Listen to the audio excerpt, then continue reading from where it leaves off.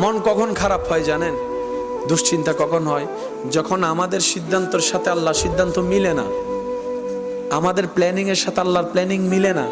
কিন্তু আমরা তো জানি হবে তো সেটাই যেটা রব চায়। তা আপনি ভালো থাকবেন কিভাবে মন খারাপ থেকে? সূত্র একটাই, রব যেটাই চাই সেটাই আপনার চাওয়া বানিয়ে ফেলেন, কাজে কাজ হয়ে যাবে, মনও আর খারাপ হওয়ার সুযোগ হবে না। বলেন না সুবহানাল্লাহ। রব আপনার তকদিরে লিখে রেখেছেন সেই স্ত্রী যার বাড়ি হবে অমুক জায়গায়, আর আপনি এখানে একজনের ডিস্টার্ব করে করে পাগল করে ফেলতেছেন। লাগছেনি ফেস? এসে কথা বলে না, লাগছেনি ফেস? আল্লাহ আপনার রিজিকের ব্যবস্থা রেখেছেন অমুক জায়গার দোকানে, আপনি আমি বিশার জন্য পাগল হয়ে যাচ্ছি বাইরে, মিলে না। সেজন্য আমরা জানবো কিভাবে, বুঝবো কিভাবে? সেটা হচ্ছে রবের রহমত।